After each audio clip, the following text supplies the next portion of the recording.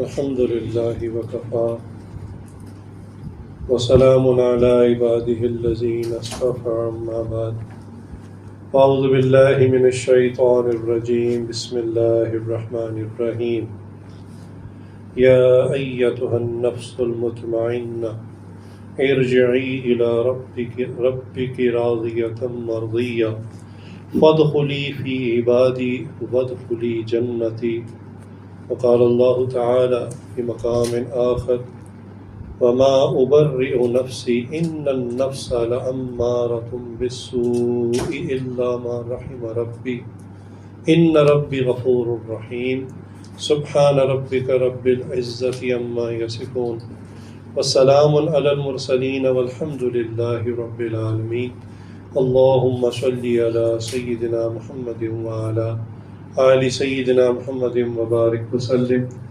اللهم صل على سيدنا محمد وعلى آل سيدنا محمد وبارك وسلم اللهم صل على سيدنا محمد وعلى آل سيدنا محمد وبارك وسلم۔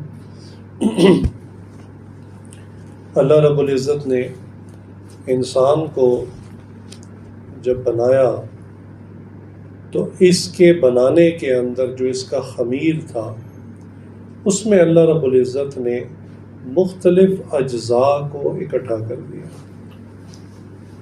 ہمیں سمجھانے کے لیے یہ بات فرمائی کہ اس زمین کے مختلف حصوں سے مٹی لی گئی اور اس کے بعد اس کو گوندا گیا، یعنی اس کو مکس کیا گیا، اور اس کے بعد اس کا ایک پتلا بنایا جو آدم علیہ السلام کا جسم تھا، اور پھر اللہ رب العزت نے اس میں روح ڈالی۔ اب یہ مختلف چیزیں ہماری شخصیت میں کیا ہیں، ان کو پہچاننا بھی ضروری، اس کو سمجھنا بھی ضروری، کیونکہ جب تک انسان اپنے آپ کو نہیں پہچانتا تو انسان نہ اپنے دشمن شیطان کو پہچان سکتا ہے، نہ اپنے حقیقی مالک اور دوست رحمان کو پہچان سکتا ہے۔ تو سب سے پہلے انسان کو اپنے بارے میں جاننا ضروری ہے۔ اللہ رب العزت نے انسان کے خمیر کو بناتے وقت اس میں ہر چیز پازیٹیو نہیں رکھی، بلکہ ایک چیز نیگیٹو رکھ دی جس کو نفس کہتے ہیں۔ اب یہاں پر یہ سوال کرنا بے ادبی ہوگی کہ اللہ آپ نے نفس کیوں ڈالا؟ آپ نفس نہ ڈالتے تو ہم سارے ہی فرشتوں کی طرح ہوتے، ہر چیز پازیٹیو ہوتی، برائی کا خیال ہی نہ آتا، بلکہ یوں سمجھیں کہ برائی کی پروگرامنگ ہی نہ ہوتی، سارے دنیا میں انسان اچھے ہوتے، نیک ہوتے، ہر وقت عبادت، سجدے، عمرہ، حج اور ایک دوسرے کی مدد کرنے والے۔ آج جو ایک دوسرے کے گلے کاٹنے والے بنے ہوئے ہیں وہ یہ نفس کی وجہ سے، نفس امارہ جو ہمیشہ برائی کی طرف انسان کو کھینچتا ہے۔ اس نفس کو بھی اللہ رب العزت نے ہمارے خمیر میں ڈال دیا۔ حکمتیں بہت ساری ہوں گی، ایک حکمت جو ہے بڑی واضح سمجھ میں آتی ہے، وہ یہ کہ یہ دنیا دارالامتحان ہے اور اللہ رب العزت نے ہمیں یہاں آزمائش کے لیے بھیجا ہے۔ کیونکہ جو سوال کسی کے ذہن میں آتا ہے کہ نفس کو کیوں ڈالا ہمارے اندر، تو یہی سوال وہ خنزیر کے بارے میں کر سکتا ہے کہ اس کو کیوں پیدا کیا؟ بھائی اس کو پیدا کر دیا، پھر ساتھ ہی کہا اس کا نہ گوشت کھا سکتے ہیں، نہ اس کی چربی استعمال کر سکتے ہیں، نہ اس کے بال استعمال کر سکتے ہیں، نہ اس کی کھال استعمال، یعنی 100% حرام ہے، اس کی کوئی ایک بھی چیز جائز نہیں ہے۔ تو پھر اللہ آپ نے اس کو پیدا ہی کیوں کیا؟ آپ نہ پیدا کرتے اللہ۔ اچھا شیطان ابلیس کو اللہ نے کیوں پیدا کر دیا؟ سوالات تو پھر کیوں کہ اگر اوپر چلے تو پھر تو پتہ نہیں کتنے کیوں نکل آئیں گے۔ بھائی ابلیس ہی نہ ہوتا تو کام تو سیدھا سیدھا تھا، پھر تو کوئی مسئلہ ہی نہیں تھا۔ دیکھیے آزمائش اسی کو کہتے ہیں کہ آپ کے اندر مثبت اور منفی دونوں جذبات ہوں اور پھر آپ کو اختیار دے دیا جائے، فری ول دے دی جائے کہ اب آپ نے اپنے اختیار سے فیصلہ کرنا ہے کہ میں نے صحیح راستے کی طرف جانا ہے کہ غلط راستے۔ ورنہ اگر نفس نہ ہوتا، شیطان نہ ہوتا، شراب نہ ہوتی، خنزیر نہ ہوتا، عورت نہ ہوتی، تو پھر تو انسان نے سیدھے سیدھے ایک ٹریک پہ چلنا تھا. میں اس کی مثال روبوٹ سے دینا چاہوں گا کہ جو روبوٹس ہوتے ہیں ان کے اندر پروگرام کیا ہوتا ہے اور وہ اس پروگرام کے پابند ہوتے ہیں. وہ دائیں بائیں کچھ اور آئیڈیا ان کو آتا ہی نہیں ہے, کوئی خیال آتا ہی نہیں ہے. جاپان کے اندر اور بعض ملکوں کے اندر ایسی فیکٹریاں ہیں. ہمارے حضرت جاپان گئے تو فرمان لگے کہ میں حیران ہوا دیکھ کے کہ پوری فیکٹری میں ایک آدمی ہے اور وہ بھی کیا کر رہا ہے, وہ بھی صرف کمپیوٹرز لگے ہوئے ہیں, اسکرینیں لگی ہوئی ہیں اور بیٹھ کے آرام سے دیکھ رہا ہے کہ سب کام ہو رہا ہے اور سارے کام روبوٹس کر رہے ہیں. یہ بات تو پرانی ہے, ابھی تو کئی دنیا میں فیکٹریاں ایسی لگ گئی ہیں, لیکن کہنے لگے ایک وہ آدمی جو اسکرین پہ بیٹھ کے صرف دیکھ رہا ہے اور روبوٹس کام کر رہے ہیں. اور ایک طرف سے وہ ریل ہوتی ہے جس پہ گاڑی کا چیسز رکھتے ہیں, اس کے بعد چلتی جاتی ہے, اس پہ چیزیں فٹ ہوتی جاتی ہیں ہر سٹیج میں, پینٹ ہو جاتا ہے. جب گاڑی تیار ہو کر اینڈ پہ نکلتی ہے وہاں پھر ایک آدمی کھڑا ہوتا ہے جو گاڑی کو سٹارٹ کرتا ہے اور جا کے پارکنگ میں کھڑا کر دیتا ہے, بس. تو اگر یہ جتنی منفی چیزیں میں نے گنوائی ہیں اگر یہ نہ ہوتی تو ہم تو روبوٹ کی طرح تھے. پھر امتحان کس بات کا ہوتا, آزمائش کیا تھی؟ پھر تو ایک سیدھا سیدھا پروگرام تھا جس پہ عمل کرنا تھا. تو دنیا میں بھیجا جانا, آزمائش کرنا, فری ول کا کانسیپٹ ہی ختم ہو جانا تھا. بھئی اگر ہم سارے ہارڈ وائر کر دیے جاتے مثبت چیزوں پہ چلنے کے لیے اور منفی کا خیال ہی دل میں نہ آتا یا اس کا سسٹم ہی نہ ہوتا تو پھر امتحان کس بات کا تھا, آزمائش کیا تھی؟ پھر آخرت میں جنت اور جہنم کا کانسیپٹ ہی ختم ہو جانا تھا. ظاہر سی بات ہے پھر تو سب اسی پروگرام پہ چلے جو اللہ نے ان کو دیا تھا اور وہ سب کے سب جنت کے اہل ہو جاتے. اچھا آپ یہاں پر دیکھیں اللہ کی ایک اور مخلوق ہے, فرشتے. فرشتوں میں ہر چیز پازیٹیو ہے, ان میں نفس نہیں ہے. چونکہ نفس نہیں ہے اس لیے شیطان ان کو بہکا نہیں سکتا, چونکہ شیطان کا جو لینڈنگ ایریا ہے نا جہاں پہ آ کے وہ اترتا ہے اور اپنے وسوسے انجیکٹ کرتا ہے وہ نفس ہے. تو جب فرشتوں کے اندر نفس ہی نہیں ہے تو شیطان ان کو ورغلاتا نہیں اور اس کا مقصد بھی نہیں ہے. لیکن اس کے باوجود کہ فرشتے جب سے پیدا ہوئے اللہ کی حمد و ثنا کر رہے ہیں. کئی فرشتے ایسی حالت میں پیدا ہوئے کہ جب سے پیدا ہوئے قیام میں ہیں, جیسے ہم کھڑے ہوتے ہیں نماز میں, اور اللہ کی حمد و ثنا بیان کر رہے ہیں. کئی فرشتے اللہ نے پیدا کیے جو جب سے پیدا ہوئے رکوع میں ہیں, قیامت آ جائے گی وہ رکوع میں رہیں گے, اللہ کی تسبیح کرتے رہیں گے. کئی فرشتے ایسے ہیں جن کو پیدا ہی اللہ نے ایسا کیا کہ وہ سجدے کی حالت میں اللہ کی ذکر تسبیحات کر رہے ہیں.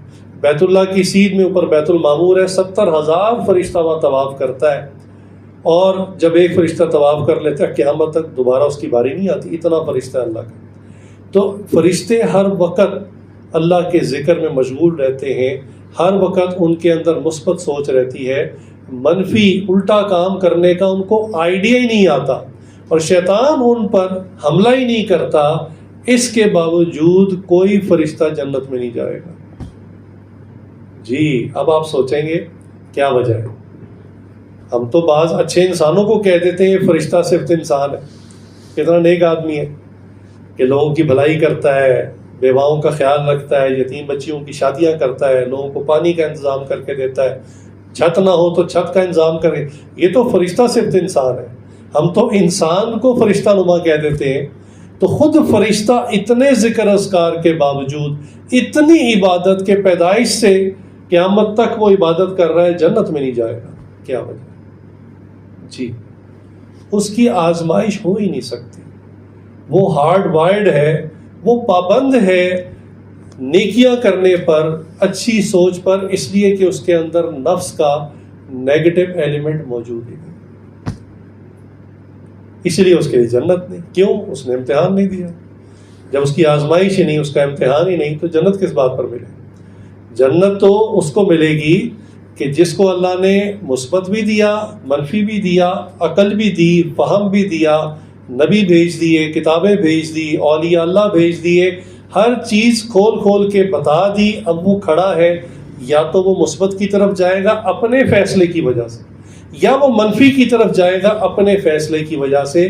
اس کا یہ جو اپنا فیصلہ, اسی کو میں فری ول کہہ رہا ہوں, اسی کی وجہ سے اس کی ڈیسٹنی جو ہے وہ کنفرم ہوگی کہ یا یہ جنت میں جائے گا یا جہنم میں جائے گا. تو یہ نفس جو اندر رکھا ہے یہ اسی امتحان اور آزمائش کی وجہ سے، اور اسی نفس اور شیطان کے مقابلے کی وجہ سے، ان کے وسوسوں کو جھڑکنے کی وجہ سے، ان کے منفی آئیڈیاز جو بظاہر وہ لذت والے مشورے دیتا ہے، یہ کام کر لو بڑی لذت ہے، یہ کام کر لو بڑا مزہ ہے، یہ چیز کھا لو بڑی لذیذ ہے، ادھر دیکھ لو آنکھوں کی لذت ہے، وہ بڑے آئیڈیاز دیتا ہے، اور بظاہر اس میں لذت ہے، اس میں کوئی انکار نہیں، شیطانی کاموں میں لذت اللہ نے رکھی ہے۔ کیوں؟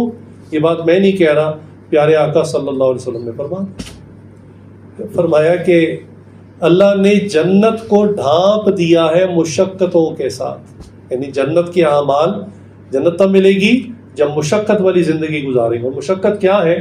کہ 5 وقت کی نماز پڑھنی ہے، شیطانی وساوس کو جھڑکنا ہے، جس وقت جو اللہ کا حکم ہے اس کو پورا کرنا ہے، برائی کے راستے میں نہیں جانا، یہ اس کو مشقت کہا، اس کو شریعت کی مشقت کہتے ہیں، شریعت کا بوجھ کہتے ہیں۔ بعض لوگ کہتے ہیں جی شریعت کا بڑا بوجھ ہے، تو جی اسی بوجھ کا ہی ذکر ہو رہا ہے، یہ تو خود اللہ نے اور پیارے آقا صلی اللہ علیہ وسلم نے اس کو بیان فرمایا کہ اللہ نے جنت کو ڈھانپ دیا ہے مشقتوں کے ساتھ، اور جہنم کو ڈھانپ دیا ہے لذتوں کے ساتھ۔ اللہ، لذتوں والے کام جو ہے نا، یہ جہنم کا راستہ ہے۔ بھئی آپ کے سامنے 2 برتن ہو اور ان کے اوپر ڈھکن ہو، تو آپ کو نہیں پتا کہ اس برتن میں کیا ہے، اس برتن میں کیا ہے، آپ ڈھکن کو ہٹائیں گے ہی تو پتہ چلے گا نا کہ بھی اس کے اندر تو دودھ تھا، اور اس کے اندر تو کچھ چیز تھی جو گھس چکی تھی، بدبو مار چکی تھی، کیڑے پھر رہے تھے۔ تو ڈھکن ہٹانے کے بعد پتہ چلے گا۔ دنیا میں یہ ڈھکن نہیں ہٹے گا، یہ ہٹے گا آخرت میں۔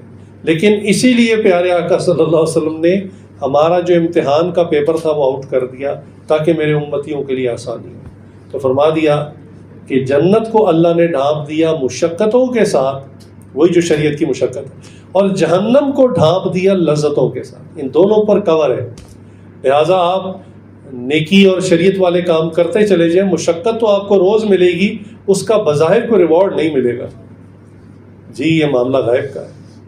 اور جہنم والے کام لذتوں والے کرتے چلے جائیں، نفس کو خوش کرتے جائیں، شیطان کو خوش کرتے جائیں، روز انجوائے کریں، دن میں بھی انجوائے کریں، راتیں بھی رنگین کریں، اور بظاہر آپ کو لذتیں ملیں گی، لیکن آپ کو نہیں پتہ چلے گا کہ آپ جہنم کے گڑھے میں پہنچ چکے ہیں۔ چنانچہ یہ دونوں پہلو، شخصیت کے 2 پہلو، مثبت پہلو اور منفی پہلو، اللہ نے انسان کے خمیر میں ڈال دیا۔ اللہ، اچھا یہ پہلو اگر ہر انسان میں ہے، ٹیکنیکلی سپیکنگ ہر انسان میں ہے، تو کیا نبیوں کے اندر بھی ہوتا ہے؟ جی ہوتا ہے۔ ہمیں یہ بات کیسے پتہ چلی؟ یہ بات ایسے پتہ چلی کہ پیارے آقا صلی اللہ علیہ وآلہ وسلم کا سینہ چاک کیا گیا، باقاعدہ جیسے آپریٹ کرتے ہیں، اور یہ روحانی چاک نہیں، باقاعدہ سٹیچز کے نشان۔ حضرت انس فرماتے ہیں میں نے وہ سلائی کے نشان خود دیکھے ہیں حضور کے سینے پہ، تو یہ ایک ایکچول میں آپریشن ہوا تھا، اور یہ ایک نہیں متعدد بار ہوا ہے۔ اس کی احادیث ترمذی کے اندر بھی ہیں، بخاری میں بھی بہت سارے واقعات ہیں، متعدد بار یہ شک صدر اس کو کہتے ہیں، شک صدر کا واقعہ پیش آیا۔ اچھا ایک مرتبہ بچپن میں آیا، اور اس وقت نبی کریم صلی اللہ علیہ وسلم دائی حلیمہ کے طرف تھے، بچوں کے ساتھ کھیل رہے تھے کہ 2 شخص آئے، اب دیکھنے میں تو آدمی تھے، انسان تھے، اور انہوں نے نبی کریم صلی اللہ علیہ وسلم کو دیکھا اور کہا کہ یہی وہ بچہ ہے، اور کہہ کے نا ان کو پکڑا اور لٹا دیا، اور لٹانے کے بعد ایک چھری تھی ان کے پاس، اس سے پورا سینہ یہ گردن کے نیچے سے لے کے نیچے تک کاٹ دیا، اس سائڈ سے، ہارٹ والی سائڈ سے۔ اب اس زمانے میں کہ جس زمانے میں سرجری کا کوئی کانسیپٹ نہیں تھا، آپریشنز کا کوئی تصور نہیں تھا، پھر اس طرح 2 آدمی آئے اور بچے کو پکڑ کے سینہ کاٹ دیا، تو وہ جو باقی بچے کھیل رہے تھے نا، وہ خوف کے مارے وہاں سے دوڑ گئے، اور انہوں نے جا کر گھر میں اطلاع کی دائی حلیمہ کو کہ محمد صلی اللہ علیہ وسلم کو کسی نے قتل کر دیا۔ ان کے لیے تو قتل ہی تھا نا، وہ چھری لایا اور کاٹ دیا۔ انہوں نے کہا حضور کو کسی نے قتل کر دیا۔ تو دائی حلیمہ بھی اور ان کے شوہر بھی گھبراہٹ میں نکلے اور بھاگے کہ دیکھیں کیا معاملہ ہوا ہے، کیوں ایسا ہوا ہے۔ اتنی دیر میں ان فرشتوں نے کیا معاملہ کیا، یہ حدیث کے الفاظ میں آپ کو بتا رہا ہوں، کہ سینہ چیرا اور حضور صلی اللہ علیہ وسلم کے مبارک قلب کو باہر نکالا اللہ، اور اس میں ایک کالے رنگ کا کچھ غدود سا تھا جس کو نکال کر پھینک دیا۔ حدیث میں آگے الفاظ یہ ہیں کہ یہ وہ ٹکڑا تھا جس میں شیطان کا حصہ تھا، جی وہ چیز ہی نکال دی اندر سے۔ اس کے بعد ایک تشتری تھی، ایک ٹرے تھا سونے کا بنا ہوا، جس میں پیارے آقا صلی اللہ علیہ وسلم کے مبارک قلب کو رکھا اور اس کو پانی سے باقاعدہ دھویا، واش کیا، اور اس کے بعد قلب کو دوبارہ واپس اپنی جگہ پہ لگا دیا اور سلائی کر دی۔ جب دائی حلیمہ اور ان کے شوہر بھاگے میں پہنچے وہاں پر، تو حضور صلی اللہ علیہ وسلم کھڑے ہوئے تھے، یعنی وہ لوگ جا چکے تھے اپنا کام کر کے، حضور کھڑے ہوئے تھے، لیکن آپ کے چہرے کا رنگ زرد ہوا ہوا تھا۔ ظاہر سی بات ہے، آپ نے کبھی آپریشن کے پیشنٹ کو آفٹر آپریشن دیکھا ہو تو بلڈ لاس بھی ہوتا ہے، کچھ طبیعت میں خوف بھی ہوتا ہے، تو وہ چہرے کا رنگ زرد ہوا ہوتا ہے۔ تو حضور کی یہ حالت تھی بظاہر۔ اب یہ واقعہ، یہ حدیث میرے شیخ سنایا کرتے تھے اور بڑی پیاری بات فرماتے تھے دیکھو فرشتے آئے آسمانوں سے، جس چھری سے حضور کا مبارک سینہ چاک کیا گیا وہ چھری جنت کی تھی، سونے کی بنی ہوئی تھی۔ جس کٹوری یا تشتری میں حضور کا پیارا قلب رکھا گیا وہ بھی جنت سے آئی تھی، سونے کی تھی۔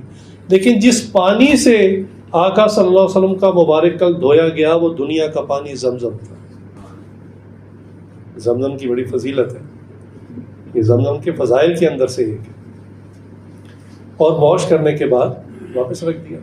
اسی طرح جو بخاری کے اندر واقعات ہیں وہ بڑے تفصیلی آپ دیکھ سکتے ہیں، کب ساری حدیث ہے۔ تو ایک آپ نے فرمایا کہ میں بیت اللہ کے ساتھ ٹیک لگا کر، یعنی نیند اور سونے کی کیفیت میں، درمیانی کیفیت میں تھا، تو اس وقت بھی فرشتہ آیا اور اس نے میرا سینہ کھولا اور اس طرح میرے قلب کو۔ اور یہ وہ واقعہ جس کے بعد پھر ایک اور واقعہ جس میں معراج کا واقعہ ہوا، تو معراج پر جانے سے پہلے بھی ایک مرتبہ واش کیا گیا۔ ایک حدیث میں تو یہ الفاظ ہے کہ سینہ کھول کر جبرائیل نے قلب کو اور اندر پورا جو سینہ ہے اس کو زمزم سے باقاعدہ صاف کیا۔ تو بہرحال کہنے کا مطلب یہ ہے کہ اللہ نے اپنے پیارے نبیوں کو، جو ہم کہتے ہیں نا انبیاء گناہوں سے محفوظ ہیں، یعنی گناہ ہو ہی نہیں سکتا، اس کی ریزن یہ ہے۔ اگر نبی سے بھی گناہ ہو جائے تو وہ امت کو کیا سمجھائیں گے، امت کو کیسے گناہوں سے باز رکھیں گے؟ تو نبی، کوئی بھی نبی ہو، جتنے بھی آدم علیہ السلام سے لے کر پیارے آقا صلی اللہ علیہ وسلم آخری نبی ہیں، خاتم النبیین ہیں، کوئی نبی ایسا نہیں جس نے گناہ کیا ہو۔ ہاں خطا انبیاء سے ہوئی ہے اور وہ ہونا پاسبل بھی ہے۔ خطا اور گناہ میں کیا فرق ہے اس کو سمجھنا ضروری ہے۔ گناہ کہتے ہیں اس کام کو کہ کرنے والے کو 100% استحضار ہو کہ یہ گناہ ہے، اللہ نے اس سے منع کیا ہوا ہے، لیکن پھر بھی وہ نفسانی شیطانی خواہش کے چکر میں اس کام کو کر گزرے، اس کو گناہ کہتے ہیں۔ یہ وہ چیز ہے جو انبیاء سے نہیں ہو سکتی، پاسبل ہی نہیں، اللہ نے ان میں سے وہ چیز ہی نکال دی ہوتی۔ اور خطا کا مطلب ہے انسان سے ایک مسٹیک ہو گئی کنفیوژن کے اندر، کہ معاملہ کچھ اور تھا اور وہ اس کو کچھ اور سمجھ بیٹھے، تو اس لیے خطا ہو گئی۔ جیسے میں نے آدم علیہ السلام کے واقعے میں کئی مرتبہ آپ کو سنایا کہ شیطان نے آ کے ورغلایا، بار بار ورغلایا، اللہ کی جھوٹی قسمیں کھائیں اور اتنے دلائل دیے کہ بھئی یہ پودے کا پھل کھا لو تبھی بچو گے۔ شاید کوئی اور بھی بندہ ہوتا نا تو وہ بھی اس کے جال میں آ جاتا، اتنے دلائل دیے، وہ بہت زیادہ میں نے اس کو الگ سے بیان کیا ہوا ہے، دوبارہ ریپیٹ کرنے کا مقصد نہیں ہے۔ تو آدم علیہ السلام کنفیوزڈ ہو گئے، اس نے آ کر وسوسے ڈال کر کنفیوز کر دیا۔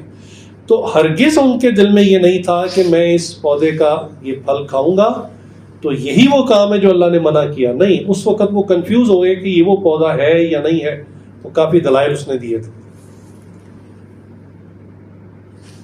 اسی طرح اور انبیاء سے بھی مختلف موقعوں پر بعض ایسے معاملات ہو گئے کہ جس میں ان کو کنفیوژن ہوئی، ہرگز استحضار نہیں تھا کہ ایگزیکٹلی یہ کام اللہ نے منع کیا ہوا ہے اور پھر انسان کرے۔ اس لیے انبیاء تمام انسانوں سے ابو ہوتے ہیں، بیانڈ ہوتے ہیں۔ اس کی وجہ یہ کہ وہ گناہوں سے معصوم ہوتے ہیں۔ حیرت ہوتی ہے کہ عیسیٰ علیہ السلام کے ماننے والے عیسیٰ علیہ السلام کے اوپر فلمیں بنا رہے ہیں جنہیں جس میں ان کو ایک عام آدمی بتا رہے ہیں. میں نے تو نہیں دیکھی, اور یہ ایسی فلمیں دیکھنی بھی نہیں چاہیے, گناہ ہے. اس کے بارے میں فتویٰ بھی ہے, حرام ہے اس کو دیکھنا. اس کی وجہ یہ ہے کہ جس بھی کریکٹر کو وہ کسی انسان کو ہی ظاہر بات ہے وہ کریکٹر دیں گے نا, تو جس بھی کریکٹر کو وہ ایک نبی کی جگہ پریزنٹ کریں گے تو یہ وہ کریکٹر تو غیر مسلم ہوگا, کافر ہوگا, ہو سکتا ہے ایتھیسٹ ہو, اور اس کی جگہ یعنی نبی کی ایک شبیہ بنائی جائے تو یہ گناہ ہے. کوئی بندہ اس اہل نہیں ہے کہ انبیاء کے کریکٹر کو کاپی کر سکے. دوسری بات یہ کہ دیکھنے والوں کے نا ذہن میں ایک کریکٹر بیٹھ جاتا ہے, اچھا ایسے تھے وہ عیسیٰ علیہ السلام, تو وہ جس کریکٹر کو دیکھ رہا ہوتا ہے نا اس کے ذہن میں اسی کی آ جاتی ہے. تو عیسیٰ علیہ السلام کو ماننے والے خود عیسیٰ علیہ السلام کو ایڈلٹری کے کاموں میں اور عورتوں کی طرف مائل دکھایا, ایسا میں نے سنا ہے, انہوں نے فلم بنائی. تو استغفر اللہ, اگر نبی اس قسم کا عیاش قسم کا بندہ ہو تو اس نے امت کو کیا سکھانا ہے؟ وہ سوچنے کی بات. تو اللہ نے ایسے لوگوں کو نہیں چنا کہ جو نفسانی شیطانی قسم کے بندے تھے, اللہ نے کہا چلو میں تمہیں وہی دیتا ہوں, تم جا کے سمجھاؤ, کچھ گناہ بھی ہو جائیں گے, کچھ نیکیاں بھی ہوں گے. ایسا معاملہ بالکل نہیں ہے. انبیاء گناہوں سے ابو اینڈ بیانڈ ہیں, اسی لیے ہم ان کو عام انسانوں کے ساتھ کمپیریزن نہیں کرتے. ٹھیک ہے. اور آقا صلی اللہ علیہ وسلم کی شان تو خیر ماشاء اللہ, میں نے آپ کو ایک بات واقعہ بتا دیا جو حدیث کے اندر. تو حضور صلی اللہ علیہ وآلہ وسلم کے قلب میں وہ ٹکڑا نکال دیا گیا تھا بچپن کے اندر, جس کے حدیث کے اندر الفاظ آتے ہیں کہ اس میں شیطان کا حصہ تھا. یعنی شیطان اسی جگہ پر آ کر لینڈ کرتا ہے, اٹیک کرتا ہے, وسوسے ڈالتا ہے, اس کو بچپن سے نکال دیا گیا. لیکن بات چل رہی ہے عام انسانوں کی, ہم لوگوں کی. تزکیہ نفس کا مضمون آپ سنتے رہتے ہیں کہ نفس کو پاک کیسے کرنا ہے اور یہ, لیکن آج جو مضمون ہے خاص وہ سمجھیے گا کہ ہمارے ہر ایک شخص کے اندر دو کیریکٹرز ہیں, دو شخصیات ہیں. ایک ہماری گڈ سائیڈ ہے, ہماری نیکی, ہمارا تقوی, ہمارا اچھا پہلو ہے, پازیٹیو سائیڈ ہے, اور ایک ہماری نیگیٹو سائیڈ, اور وہ نیگیٹو سائیڈ بہت خوفناک ہے. اگر انسان اپنے آپ کو نفس کے حوالے کر دے, نفس کا پجاری بن جائے, نفس کا قیدی بن جائے, نفس کو ہی اپنا سب کچھ بنا لے اور اس کو کہے ٹھیک ہے بھی جو تمہارا دل کرتا ہے کرو, تو پھر انسان دیکھنے میں تو انسان ہوتا ہے لیکن وہ حیوانوں سے بھی بدتر ہوتا ہے. اب اسرائیل کا نیتن یاہو دیکھنے میں انسان ہے نا, بظاہر دو کان ہیں, دو آنکھیں, منہ ہے, ہاتھ پاؤں ہے, دیکھنے میں انسان لگتا ہے نا, لیکن کیا شخصیت کے لحاظ سے انسان ہے؟ انسان جہاں بھی گر سکتا ہے نا, جتنے نیچے جا سکتا ہے اس سے بھی نیچے نیتن یاہو ہے. اس کی سوچ, اور صرف اکیلا نہیں ہے, پوری یہود قوم ہی ایسی. یاد رکھیے یہودیوں میں بھی دو طبقے ہیں, ایک ان کے عبادت گزار اور نیک لوگ ہیں, اور انشاءاللہ جب عیسیٰ علیہ السلام آئیں گے تو وہ سب مسلمان ہو جائیں گے. اور یہودیوں کی ایک سائڈ جو اس وقت دنیا پر قبضہ اور دہشت گردی اور ملکوں کو تباہ کرنے کے پلان میں ہے, تو ان کی جو سوچ ہے وہ تو آپ سوچ ہی نہیں سکتے کتنا منفی. تو یوں سمجھیں کہ دیکھنے میں انسان ہے لیکن انہوں نے اپنے نفس کو اپنا الہ بنا لیا, اس کو اسٹیئرنگ ویل پہ بٹھا دیا کہ اب جہاں گاڑی لے کے جانی لے کے جاؤ. ایسے لوگوں کا معاملہ پھر کیا ہوتا ہے کہ وہ بالکل نصیحت کی بات, خیر کی بات سننا ہی نہیں چاہتے. وہ کہتے ہیں ہم آزادی ہمیں چاہیے, عیش چاہیے, 4 دن کی زندگی موجیں مارو. کیا ضرورت پڑی ہے نیک بننے کی, کیا ضرورت پڑی ہے اپنے نفس کو بار بار روکنے کی؟ ادھر نہ دیکھو, ادھر نہ دیکھو, یہ نہ کھاؤ, وہ نہ کھاؤ, یہ نہ پہنو, وہ نہ پہنو, یہ کمائی حلال ہے, وہ کمائی حرام ہے, اس چکروں میں نہ پڑو. یہ وہ لوگ ہیں جو نفس کو اپنا الہ بنا کر خود نفس کی جیل میں قید ہو جاتے ہیں. نفس کتنا خطرناک ہے, ہمارے کابری نے اس کی مثال دی ہے. اللہ فرماتے ہیں کہ دیکھو آج دنیا میں کسی شخص سے گناہ ہوتا ہے کوئی بھی, تو وہ کیا کہتا ہے کہ نفس نے بہکا دیا, بھٹکا دیا اور مجھ سے یہ گناہ ہو. ایسے ہی ہوتا ہے. قتل کے مجرم بھی جب یعنی اپنا جرم کا اعتراف کرتے ہیں تو وہ یہی کہتے ہیں کہ جی بس کیا کروں, نفس غالب ہو گیا, نفس جو ہے وہ ہمارے اوپر چھا گیا. ادھر آ جائے. تو نفس جو ہے وہ ہم پر چھا گیا, ہم پر غالب ہو گیا. اچھا یہ بتائیے کہ آسمانوں میں جب اللہ رب العزت نے فرمایا تھا اسجدوا لآدم, کہ آدم علیہ السلام کے لیے سجدہ کریں، اس وقت سب نے سجدہ کیا، جتنی مخلوق آسمان پہ تھی، ایک اکیلے شیطان نے سجدہ نہیں کیا۔ اب بتائیے کہ عام آدمی جب گناہ کرتا ہے تو یہ کہتا مجھے شیطان نے بھٹکا دیا اور نفس نے پھسلا دیا، تو اس وقت شیطان کو کس شیطان نے بھٹکایا تھا، کہا تھا کہ تم سجدہ نہ کرنا؟ اس وقت تو شیطان تھا ہی نہیں، شیطان تو خود ہی شیطان تھا نا۔ اس کو اس کے نفس نے کہا تھا کہ تم سجدہ نہ کرنا، تم سپیریئر ہو، اعلیٰ عرفہ ہو، تمہاری شان بڑی ہے، آگ سے بنے ہو، اور یہ مٹی ہے، مٹی تو نیچے کی طرف جاتی ہے، عاجزی ہوتی ہے، حقارت ہوتی ہے، سادگی ہوتی ہے۔ تو کہا کہ تم آگ ہو کر مٹی کو سجدہ کرو گے، یہ کیسے پاسبل؟ لہٰذا اس کے نفس نے اس کو خدا کے سامنے کھڑا کر دیا۔ تو نفس اتنا خطرناک ہے جی۔ تو ہم ہر ایک کے اندر دیکھیں، نبی کا معاملہ اور ہے، ان کی شان اور ہے، ان کے بعد جتنے بھی لوگ ہیں، جتنے بھی انسان ہیں، ان کے ساتھ نفس لگا ہے، ان کا نفس ان کو بار بار گناہوں کی دعوت دیتا ہے، بار بار ورغلاتا ہے۔ اور آپ یہ بات ذہن سے نکال دیں کہ آپ ایک دن اللہ کے بڑے ولی بن جائیں گے۔ چھوٹے ولی تو ہم سارے ہی ہیں، جس نے لا الہ الا اللہ محمد رسول اللہ پڑھ لیا، اس کو ایک درجے کی ولایت تو مل گئی کہ اس نے بتوں کو اور اللہ کے ساتھ جتنے شریک تھے ان پر لعنت ڈالی، اللہ کو اپنا الہ مانا، اور پیارے آقا صلی اللہ علیہ وسلم کی امت میں ہونے کی وجہ سے ان کو اپنا نبی، آخری نبی مانا اور ان کی اطاعت کا فیصلہ کر لیا۔ تو ایک درجے کی ولایت مل گئی اسے۔ اب ولایت کے بھی بہت درجات ہیں، تو میں نے اس لیے کہا نا کہ آپ کو اللہ بڑے درجے کا ولی بنائے، انشاءاللہ آمین کہیں، لیکن یہ بات ذہن سے نکال دیں کہ بڑا بزرگ اور ولی بننے کے بعد بھی آپ کے اوپر شیطان حملہ کرنا چھوڑ دے گا، یہ بات ذہن سے نکال دیں، یہ ہو ہی نہیں سکتا، پاسبل ہی نہیں۔ بلکہ ہمارے شیخ تو فرمانے لگے کہ جو جتنا بڑا بزرگ ہوتا ہے اس کے ساتھ اتنا ہی بڑا شیطان لگا ہوتا ہے۔ ایک دن ہمارے شیخ ڈاکٹر صاحب فرمانے لگے کہ آپ کو پتہ ہے شیطان جو ہے نا یہ مدارس کے اندر مصروف ہے، یونیورسٹیز میں نہیں۔ تو میں نے کہا اچھا حضرت، عجیب سی بات تھی۔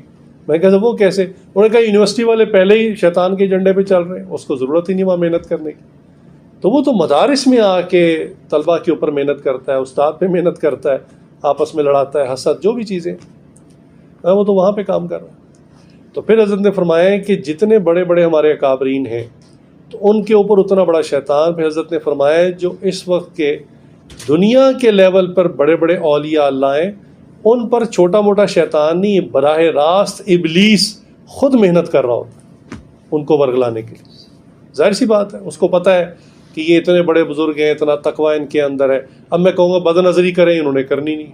میں کہوں گا کہ نماز چھوڑ دیں، نماز چھوڑنی نہیں۔ ان کو کہوں گا آپ شراب پی لیں، وہ کہیں گے لعنت بھیجو۔ تو انہوں نے اس طرح قابو نہیں آنا، تو پھر وہ بڑے بڑے اولیاء کے لیے بڑے بڑے جال بچھاتا ہے، نورانی جال بچھاتا ہے۔ لیکن بات چل رہی ہے عام مسلمانوں کی کہ ہم میں سے ہر شخص کے اندر جو ہے وہ شیطان کا ایک حصہ ہے، جہاں وہ آتا ہے، لینڈ کرتا ہے، وسوسہ ڈالتا ہے اور اڑ جاتا ہے۔ آپ نے دیکھا نا بعض عمارتوں میں ہیلی پیڈ ہوتا ہے، ہیلی کاپٹر کے اترنے کی جگہ ہوتی ہے، اور ہیلی کاپٹر صرف وہیں اترتا ہے۔ تو شیطان کا ایک لینڈنگ پیڈ ہے ہم سب کے قلب میں، جس کو نفس امارہ کا نام دیا کہ نفس ہے، ہر انسان میں ہے، اور وہاں آ کے شیطان جو ہے اترتا ہے، وسوسہ ڈالتا ہے اور چلا جاتا ہے۔ اچھا شیطان کا اتنا ہی کام ہے، شیطان وسوسے سے زیادہ کچھ نہیں کر سکتا۔ اسی لیے یہ بھی ہمارے اکابرین نے، مشائخ نے فرمایا کہ شیطان جو ہے وہ اتنا کمزور ہے اس کا وار کہ وہ صرف ایک برا خیال دیتا ہے کہ یار یہ کام کر لو اور چلا جاتا ہے۔ اب یہ انسان کے اوپر ہے کہ وہ اس برے آئیڈیا پر پریکٹیکلی عمل شروع کر دے یا اس کو ریجیکٹ کر دے، انسان کے اوپر۔ لیکن جو نفس ہے نا، اگر اس نفس نے وہ آئیڈیا کیچ کر لیا، اللہ اکبر۔ میں نے ایک دفعہ حضرت سے پوچھا، میرے شیخ حضرت ڈاکٹر جی سے، کہ حضرت ہمیں کیسے پتہ چلے گا کہ یہ شیطان کا وار ہو رہا ہے اس وقت ہمارے اوپر یا نفس کا وار ہو رہا ہے؟ برے برے خیالات ہر آدمی کو آتے ہیں، صحابہ کو بھی آتے تھے۔ چنانچہ ایک صحابی نے کہا یا رسول اللہ صلی اللہ علیہ وسلم مجھے ایسے ایسے برے خیالات آتے ہیں کہ میں آپ کو وہ خیالات بتانا پسند نہیں کرتا، میں مر جانا پسند کرتا، اتنے برے خیالات آتے ہیں۔ تو حضور نے فرمایا صلی اللہ علیہ وسلم، حضور نے فرمایا مبارک ہو، تم ایماندار ہو، صاحب ایمان۔ تو صحابی کہنے لگے یا رسول اللہ، میں آپ کو اپنی کیفیت بتا رہا ہوں کہ اتنی بری اندرونی کیفیت ہے کہ میں بیان نہیں کر سکتا کیسے کیسے خیال آتے ہیں، اور آپ فرما رہے ہیں کہ مبارک ہو تم، تمہارے اندر ایمان۔ تو حضور نے مثال دی کہ فرمایا چور کس گھر میں آتا ہے؟ کہا یا رسول اللہ جہاں مال ہوتا ہے۔ فرماتے ہیں شیطان ایک چور ہے اور وہ ایمان چوری کرنے آتا ہے، تمہارے قلب میں چونکہ ایمان ہے اس لیے شیطان بار بار وسوسے ڈال رہا ہے اور بڑے بڑے وار کر رہا ہے۔ تو میں نے حضرت سے پوچھا کہ حضرت ہمیں کیسے پتہ چلے کہ یہ وسوسہ شیطان کا ہے اور یہ نفس کا ہے؟ تو حضرت نے فرمایا کہ دیکھو، اگر آپ کو مختلف قسم کے برے آئیڈیاز آ رہے ہیں، ایک آئیڈیا آیا، آپ نے کہا لا حول ولا قوت، یہ کیسا فضول سا خیال آیا، آپ نے کہا استغفر اللہ، اور وہ چلا گیا، وہ دوبارہ نہیں آئے گا، آپ کو ایک نیا ڈفرینٹ آئیڈیا آئے۔ شیطان کے پاس نا گناہوں کی لائبریری ہے پوری، ایک آئیڈیا ریجیکٹ ہوتا ہے فوراً دوسرا پیش کر دیتا ہے۔ تو آپ نے دوسرے کو بھی استغفار کر لیا، لا حول پڑھ لیا، اعوذ پڑھ لیا، تیسرا چوتھا، اور سارے آئیڈیاز ڈفرینٹ ہوں گے۔ فرمایا یہ شیطان کی طرف سے، اور فرمایا آپ کو ایک گناہ کا خیال آیا اور اللہ کی پناہ وہ جان نہیں چھوڑتا۔ فرماتے تھے آپ نے کبھی ضدی بچے کو دیکھا؟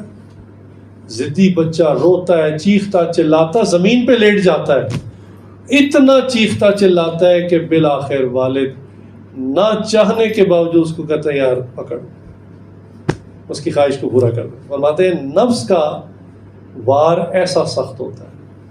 میں نے آپ کے سامنے قرآن کی آیت بھی پڑھی ہے، اور اس میں اللہ تعالیٰ نے کیا فرمایا کہ نفس ہمارا ہمیشہ جو ہے وہ برائی کی طرف لے کے جاتا ہے۔ فرمایا میں اپنے تئیں پاک صاف نہیں کہتا، اپنے آپ کو پاک صاف نہیں کہتا، کیونکہ نفس ہمارا انسان کو برائی سکھاتا رہتا ہے مگر یہ کہ میرا رب رحم کرے۔ حضرت نے بھی فرمایا کہ نفس کا اگر وار شروع ہو جائے، نفسانی اٹیک شروع ہو جائے، تو بس اللہ ہی انسان کو بچاتے ہیں، ورنہ بندہ بچ نہیں سکتا۔ مطلب یہ تھا کہ اللہ کی طرف متوجہ ہوں، نیک اعمال میں لگے اور اس خیال کو بار بار ریجیکٹ کریں۔ بعض نوجوانوں نے آ کے کچھ جوانی کے گناہوں کا ذکر کیا، نے کہا حضرت ہم ہفتہ دو ہفتہ برداشت کر لیتے ہیں، اس کے بعد بس کہنے لگے 24 گھنٹے بس ایک ہی نا یہاں وہ گھنٹی بجتی رہتی ہے کہ یہ گناہ کر لو، یہ گناہ کر لو۔ یہ کہنے لگے ہم کھانا کھا رہے ہیں، ہم اسٹڈیز کر رہے ہیں، ہم موٹر سائیکل چلا رہے ہیں، ہم نماز پڑھ رہے ہیں، ہم قرآن پڑھ رہے ہیں، ہم ذکر مراقبہ کر رہے ہیں، وہ دماغ میں گھنٹی بج رہی ہے مسلسل کہ یہ گناہ کر لو، اور ایک ہی گناہ ہوتا ہے، مسلسل وہ پیچھے لگ جاتا ہے۔ یہ نفس کا وار ہوتا ہے۔ خیر اس کا علاج کیا ہے یہ پھر الگ موضوع ہے کہ اس سے جان کیسے چھڑانی ہے۔ اللہ والوں نے نا اس کو ماسٹر کر لیا ہوتا ہے بفضل باری تعالیٰ۔ اللہ والے پہلی بات ہے اس کو سمجھتے ہیں۔ میں نے آپ کو شروع میں کیا بات کی تھی کہ اپنے آپ کو سمجھیں، اپنے دشمن کو سمجھیں۔ وہ آرمی والے کہتے ہیں نا نالج کے بارے میں کہ دشمن کی معلومات رکھنا، پاتے ہیں نوئنگ از ہاف وننگ، کہ دشمن کی اگر آپ کو ساری حرکتیں، ان کی فوج کی تعداد، جہازوں کی تعداد، ٹینکس کی تعداد، بحری جہازوں کی تعداد، ہر چیز کی تعداد اور فوج کی اور ہر چیز کی انفارمیشن آپ کے پاس ہے، آپ سمجھے آدھی جنگ آپ جیت گئے۔ تو اگر ہمیں نفس اور شیطان کے بارے میں تفصیلات معلوم ہے تو آدھی جنگ آپ جیت گئے۔ اب آگے آپ نے تھوڑا سا چیزوں پہ عمل کرنا ہے۔ یہ جو نفس ہمارا ہے، میں نے کہا ہر بندے میں ہوتا ہے، اچھا لیکن یہ بعض خاص حالات میں ٹریگر ہوتا ہے۔ یہ بات بہت امپورٹنٹ ہے سمجھنے کی کہ ایک عام نوجوان جو ایک اچھے شریف خاندان میں پیدا ہوا، والد بھی بہت اچھی تربیت کرنے والے، والدہ بہت اچھی تربیت کرنے والی، حلال کمانے والے، حلال بچے کو کھلایا، اچھے اسکول کالج یونیورسٹی میں پڑھایا، بچے کی شخصیت بہت اچھی ہے، بڑے مہذب انداز میں بات کرتا ہے، سب کچھ درست ہے، مگر اس سے زندگی میں ایک ایسا بلنڈر ہو جاتا ہے کہ اللہ اکبر اللہ۔ میں آپ کی توجہ ان واقعات کی طرف کروانا چاہتا ہوں جو حالیہ ابھی پاکستان میں ہو رہے ہیں۔ چھوٹی چھوٹی معصوم پیاری بچیاں، ان کے ساتھ جو جنسی درندگی کی گئی اور پھر اس کے بعد کو قتل کر دیا گیا، یہ کنہوں نے کیا؟ اچھا، آپ اگر اس قاتل کے پروفائل کو پڑھیں آپ حیران ہو جائیں گے. سرگودا کا جو واقعہ، اس کی ماں کہتی میرا بیٹا اتنا شریف ہے کہ زندگی میں اس نے کبھی ایسا کام سوچا بھی نہیں ہوگا. یہ ماں کہہ رہی ہے، اور میں مانتا ہوں بالکل ایسا ہی ہوگا، ایسا ہی ہو. یہ کوئی سیریل ریپسٹ نہیں ہوگا کہ ہر دوسری بچی کے ساتھ یہ معاملہ کرے. نہیں، اس بات کو ضرور سمجھیں، اس کو اس لیے سمجھیں اللہ نہ کرے خدا نہ خواستہ یہی پرسنالٹی آپ بھی بن سکتے ہیں. اللہ حفاظت فرمائے. اس بات کو سمجھنا ضروری ہے. وہ ایسا نہیں تھا کہ اوباش تھا، بدماش تھا، گلی محلے میں بدماشیاں کرتا تھا اور پھر اس نے بہت ساری عورتوں کی عزت خراب کی اور اس بچی کی بھی کر دی. نہیں، ایک عام شریف گھرانے کا بچہ جاب کرنے کے لیے ایک سٹور میں کام کرتا تھا، 4 پیسے کماؤں گھر بھیجوں، مگر اس کا یہ بم ٹریگر کر گیا، پھٹ گیا. اور وہ کیا بم تھا میں آپ کو اس وقت سے یہی سمجھا رہا ہوں، نفس امارہ ٹریگر کب ہوتا ہے. اس وقت نا معاشرے میں ایک عجیب ڈیبیٹ چلی ہوئی ہے. خواتین بالخصوص جو فیمنسٹ گروپ کو ریپرزینٹ کرتی ہیں، وہ کہتی ہے دیکھا مرد ایسا ہی ہوتا ہے، یہ ہے ہی جانور، یہ ہی جنگلی، اور پتہ نہیں کیا جو منہ میں آ رہا بولی جا رہی. حالانکہ جس پولیس والوں نے پھر اس کو پکڑا، اس سے تفتیش کی، اس نے اقرار جرم کیا اور انہوں نے اس کو فائر مار دیا، وہ عورتیں تھیں، وہ بھی مرد تھے نا. اگر یہ جیل جاتا تو جیل میں جنہوں نے اس کو پکڑ کے ڈالنا تھا وہ بھی مرد تھے، جس جج کے سامنے یہ کیس جاتا وہ بھی مرد تھا. تو مردوں کی ایک خصلت دکھا کر یہ کہنا کہ دنیا کے سارے مرد ایک جیسے ہوتے ہیں، لہٰذا مقصد کیا ہوتا ہے اپنی بات کرنا، لہٰذا مردوں سے جان چھڑاؤ، شادیاں نہ کرو. یہ ایجنڈا ہے، اور یہ ایجنڈا امپورٹڈ ہے، باہر سے آیا ہوا ہے. یہ LGBTQ والوں کا ایجنڈا ہے کہ کوئی ضرورت نہیں ہے عورت کو کہ مرد سے شادی کرے، عورت سے شادی کر لے. عورتیں بہت اچھی ہوتی ہیں، ان کے اندر کوئی برائی نہیں ہوتی. لہٰذا مرد تو درندہ ہے نا، بالکل مرد سے شادی نہ کریں. یا تو آزاد رہیں، جب ضرورت پوری کرنی ہو کسی کو پکڑا، اپنی ضرورت پوری کی، اپنی لائف گزاریں.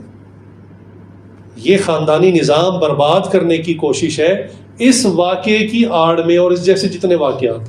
یہ پھر اگلا موضوع ہے، یہ آج کا موضوع میرا نہیں ہے کہ یہ اس قسم کی جو طلاق یافتہ اور بیوہ قسم کی جو بوڑھی عورتیں، آنٹیز، یہ اس قسم کے کیسز کو اپنے ایجنڈے کے لیے یوز کرتی ہیں. میرا آج کا موضوع نہیں ہے، لیکن یہ پکی بات ہے، وہی میرا جسم میری مرضی. یہ تو سیدھی سٹیٹمنٹ ہے کہ اپنے آپ کو نفس کے حوالے کرو، بس جو آپ کا نفس کہتا ہے وہ آپ. ہاں جی، آپ کا نفس کہتا ہے ایک وقت میں ایک مرد کے ساتھ دوستی کرنی، ایک سے کر لیں، 4 سے کرنی 4 سے کر لیں. جسم جو آپ کا ہے، سبحان اللہ. تو یہ تو موضوع نہیں ہے آج کا. میں اس وقت اپنے پیارے نوجوانوں سے مخاطب ہوں کہ آپ بیٹا اس بات کو سمجھیں، یہ ڈائنامائٹ ہم سب کے، میرے اندر بھی لگا ہوا ہے، چونکہ میں مرد ہوں. جتنے بھی پیر ہیں سب مرد ہیں، یاد رکھیے گا. یہ ڈائنامائٹ نفس ہمارا ہر ایک کے اندر. جعلی پیروں کے قصے آپ نے سنے ہی ہو. ہاں، لوگوں نے اعتماد کیا، پیر صاحب ہیں، بیٹی کو دم کرنا ہے، لے آئے، پھر واقعہ ہوتا ہے کہ نہیں ہوتا. اب وہ چاہے جعلی پیر ہے، جو بھی ہے، وہ اگلی کہانی بعد میں ہے. یاد رکھیے گا، جو اللہ والا ہے اور جو پیر ہے وہ کبھی شریعت کو نہیں توڑتا. یہ اصولی بات ہے، شریعت کو کبھی نہیں توڑتا. شریعت کو توڑنے کا مطلب کیا کہ حضور نے صاف فرمایا کہ جب ایک چھت کے نیچے ایک عورت اور ایک مرد نامحرم ہوتے ہیں تو تیسرا شیطان ہوتا ہے جو ان میں دوستی کرواتا ہے. میرے شیخ حضرت ڈاکٹر صاحب بوڑھے ہو چکے تھے، ہارٹ کے پیشنٹ تھے اور کئی بیماریاں لگی ہوئی تھیں. حضرت شریعت کو نہیں توڑ. کئی عورتیں آتی تھیں ملنے کے لیے، لیکن ہم آتے تھے اپنے محرم کو ساتھ لے کے، میں نہیں ملوں گا. حضرت ہمیں بتاتے تھے یہ بات. حالانکہ بعض خواتین کا اتنا خطرناک معاملہ ہوتا تھا کہ اگر اس کا محرم وہ بات سن لے جو وہ کرنے آئی ہوتی تھی، وہ اس کو اسی وقت قتل کر دے. میں وہ واقعات نہیں بتا سکتا، حضرت نے کچھ واقعات ہمیں سنائے. اللہ اکبر اللہ اکبر. عورتیں بھی کس کس چیزوں میں مبتلا ہیں. اللہ. شیطان ہے نفس ان کے اندر بھی، جیسے مرد کے اندر ہے عورت کے اندر بھی. آپ کے شاید علم میں نہ ہو، باہر دنیا کے جو ممالک ہیں، امریکہ، فرانس، کینیڈا، ان میں تو یہ عام ہے. عورتیں ریپ کر رہی ہیں چھوٹے بچوں کا. یہ کئی کیسز لگے ہوئے ہیں، پاکستان میں بھی یہ کام شروع ہو گیا. تو مرد کو برا کیوں کہتے ہیں؟ اصل برائی کو پہچانیں، سمجھیں. یہ نفس امارہ ہے جس کا کام ہی ہمیشہ الٹا مشورہ دینا، برائی کی طرف لے کے جانا. مگر یہ ایکٹیویٹ کب ہوتا ہے؟ یہ بڑا مین پوائنٹ ہے، اس کو سمجھنے کی ضرورت ہے. میں نے کہا نا، ایک عام نوجوان شریف خاندان کا، باپ بھی انتہائی شریف، ماں بھی انتہائی شریف، پورا خاندان شریفوں کا، اور بچہ پڑھا لکھا، اسکول کو یونیورسٹی گیا ہوا، ایک جاب کر رہا ہے، اور اچانک اس نے اس قسم کی کوئی حرکت کر دی. تو کیوں کی؟ اس بات کو اگر آپ سمجھ جائیں گے تو آپ بھی بچ جائیں گے. نہیں سمجھیں گے تو خدا نخواستہ یہ حادثہ، یہ واقعہ ہم میں سے کسی کے ساتھ بھی ہو جائے گا اور ہوتا رہے گا. سب سے پہلی چیز بات کو سمجھیں کہ اللہ رب العزت نے قرآن کریم میں پیارے آقا صلی اللہ علیہ وسلم سے فرمایا کہ آپ مومنین سے کہہ دیجئے، قل للمؤمنین یغضوا من ابصارہم ویحفظوا فروجہم ذلک ازکی لہم، کہ آپ مومنین سے کہہ دیجئے اپنی نظروں کو جھکا کر رکھیں اور اپنی شرمگاہوں کی حفاظت کریں، یہ ان کی پاکیزگی کے لیے بہت ہی اچھا ہے. نظروں کی حفاظت یہ پہلا سٹیپ ہے. دیکھیں اگر یہاں بم پڑا ہوا ہے نا تو کچھ بھی نہیں ہوگا، وہ پڑا رہے گا جب تک اس کو اگنائٹ نہیں کیا جائے گا، جب تک اس کو شعلہ نہیں دکھائیں گے وہ بم پھٹے گا نہیں. تو نفس ہمارا ہم سب کے اندر ہے، لیکن وہ بلاسٹ نہیں کرے گا جب تک اس کو ماچس نہیں لگائیں گے. اب میں آپ کو وہی پوائنٹس بتا رہا ہوں جن پوائنٹس کے ذریعے نفس ہمارا کا بم پھٹتا ہے اور ایک اچھا بلا شریف نوجوان درندہ بن جاتا. درندہ بھی چھوٹا لفظ ہے، درندے سے بھی آگے نکل جاتا.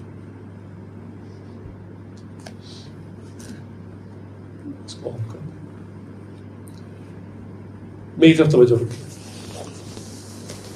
تو پہلی چیز نظر کی حفاظت. ایک نوجوان موبائل ہاتھ میں ہے، انٹرنیٹ کنیکشن ملا ہوا ہے، اور وہ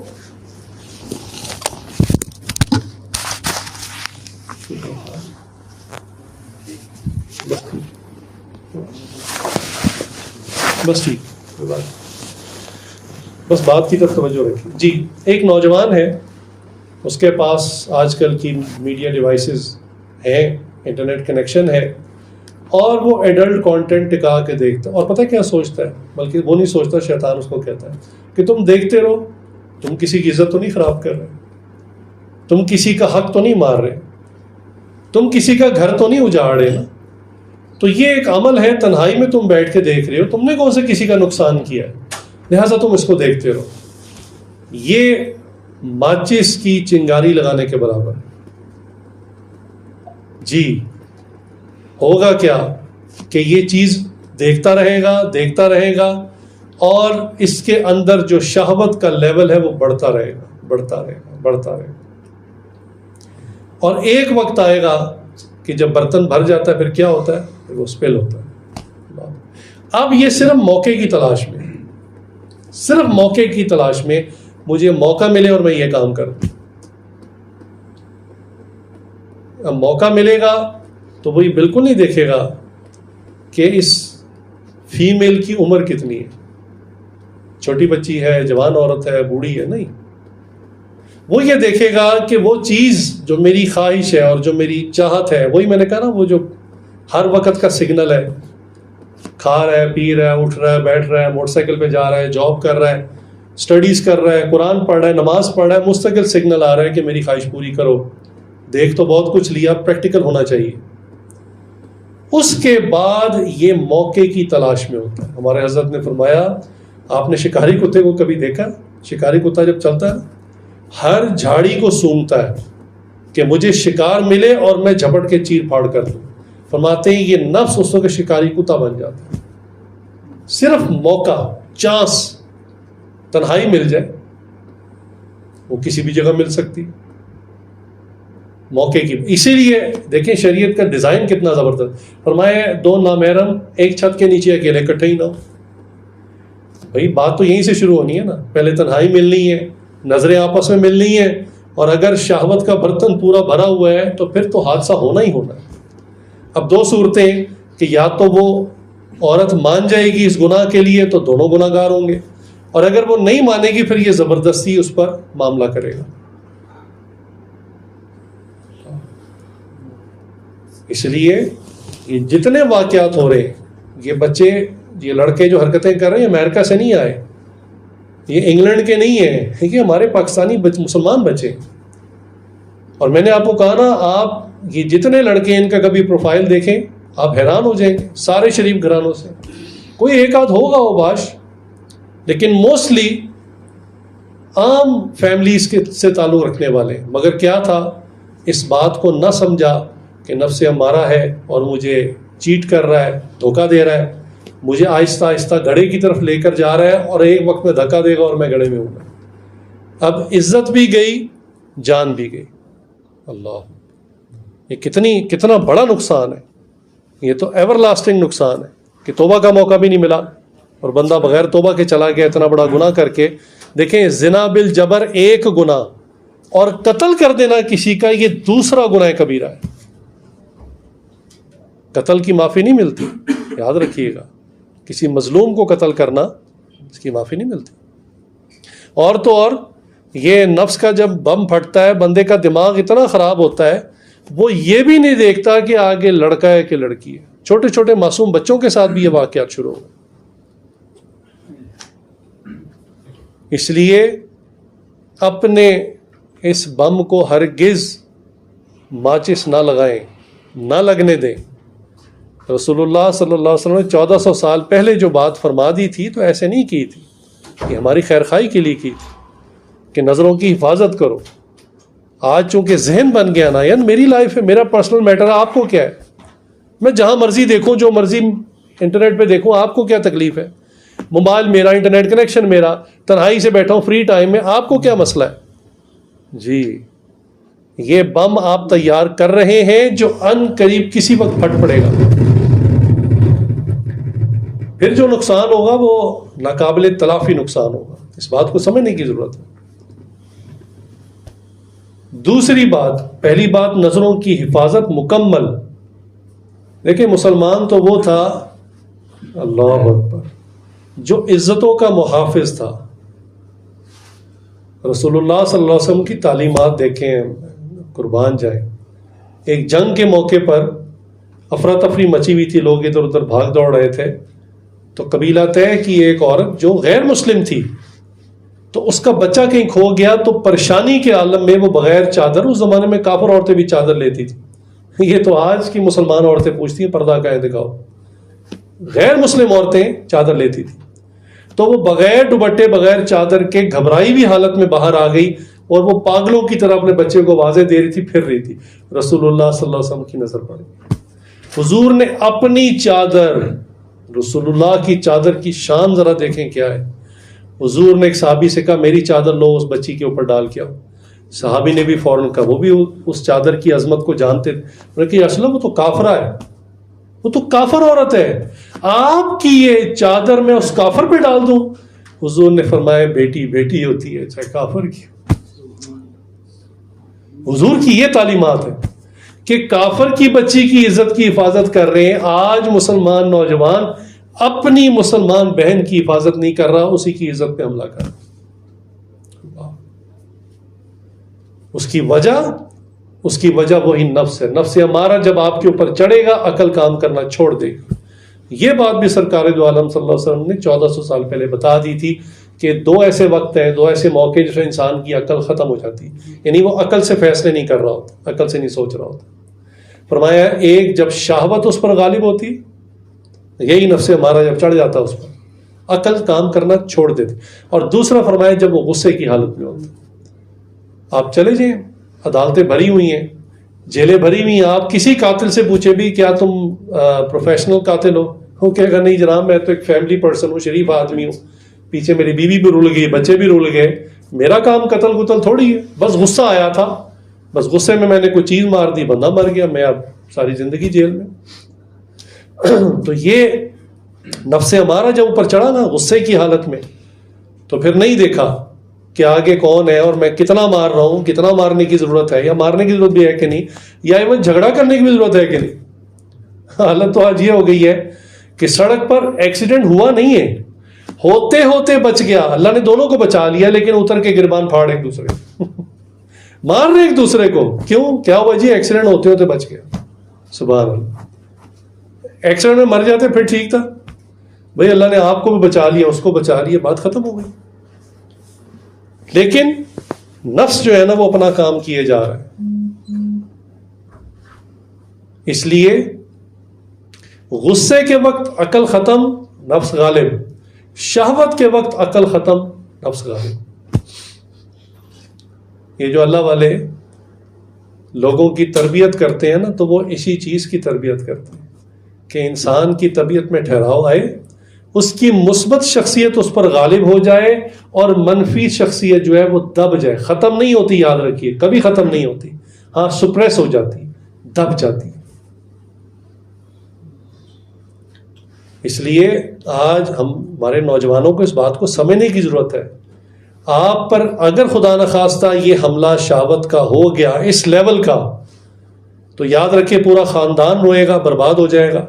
شادی شدہ ہو تو بیوی بچے رل جائیں گے, پیچھے کون سپورٹ کرے گا انہیں, اور خود یا تو آپ ساری زندگی جیل میں, یا پھر آپ کو مار دیا جائے گا.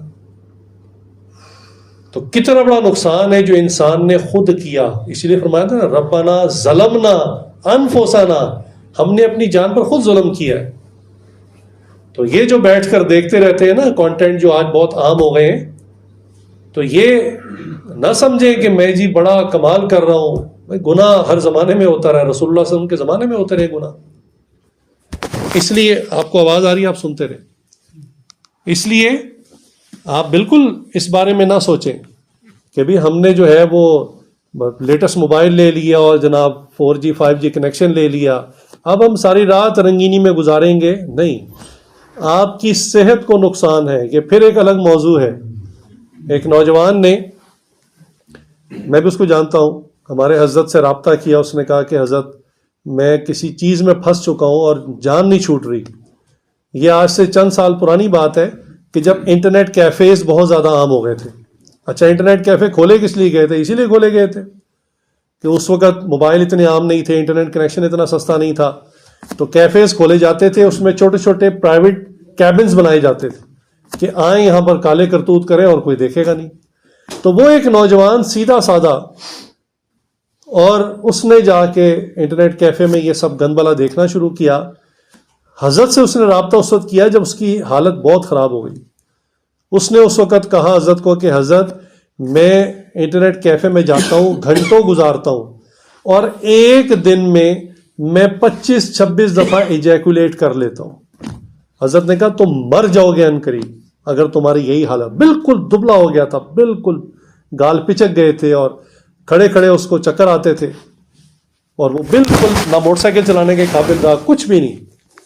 حضرت نے فرمایا تم مر جاؤ گے. تو اس لیے یہ چیزیں آج عام ہو گئیں, تو اس میں کون سی بڑی بات ہے؟ کیا رسول اللہ صلی اللہ علیہ وسلم کے زمانے میں زنا نہیں ہوتا تھا؟ اس زمانے میں گناہ نہیں ہوتے تھے؟ حالانکہ ڈیوائسز نہیں تھی. تو نفس امارہ گناہ کا آئیڈیا نکال لیتا ہے, اور ہر زمانے میں نکالتا رہا. یہ پورنوگرافی جو ہے نا, اس کا اگر اس کی ہسٹری آپ جا کے نیٹ پہ سرچ کریں, آپ حیران ہو جائیں گے کتنی پرانی ہے.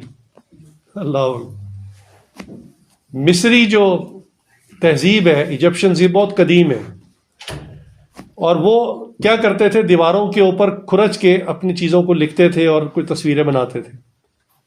تو مصری تہذیب میں سے ایک ایسی جگہ پکڑی گئی کہ جہاں پر یہ ایڈلٹری کانٹینٹ اسی طرح دیوار پر کھرچ کے بنائے ہوئے تھے. تو جس نے وہ ڈاکومنٹری بنائی اس نے کہا یہ تاریخ کی سب سے پہلی اور پرانی ہمیں پورنوگرافک جو ہے وہ کانٹینٹ ملا ہے جو مصریوں کے زمانے میں دیوار پر پتھروں کے اندر کھرچ کے بنائی گئی تھی. اللہ. اور شیطانی کام اس سے پہلے بھی ہوتے رہے. تو آپ اپنے آپ کو بہت زیادہ اپ ٹو ڈیٹ یا بہت زیادہ ایڈوانس نہ سمجھیں کہ آپ کے پاس ایک جو ہے وہ لیٹسٹ موبائل آ گیا اور انٹرنیٹ کنیکشن آ گیا. یہ تو گناہ کے راستے ہیں. اگر آپ اس کا مثبت استعمال نہ کریں تو پھر تو گناہ کے راستے ہیں. اس لیے اس بات کو سمجھیں. نظر کی حفاظت اس لیے ضروری ہے کہ نظر کی حفاظت نہ کرنے کی وجہ سے آپ اپنے نفس امارہ کو فیول دے رہے ہیں. دیکھیں راکٹ نے فلائی کرنا ہوتا ہے نا, اس کو فیول فل کرتے ہیں اس کا, تو آپ فیولنگ کر رہے ہیں اس کی, اور وہی ہوگا کہ ایک وقت میں پھر یہ بلاسٹ آف کرے گا. دوسری چیز, اپنے آپ کو کبھی بھی کسی نامحرم کے ساتھ تنہائی میں اکٹھا نہ کریں, چاہے کوئی اچھی نیت ہی ہو. اب اچھی نیت کیا ہو سکتی ہے؟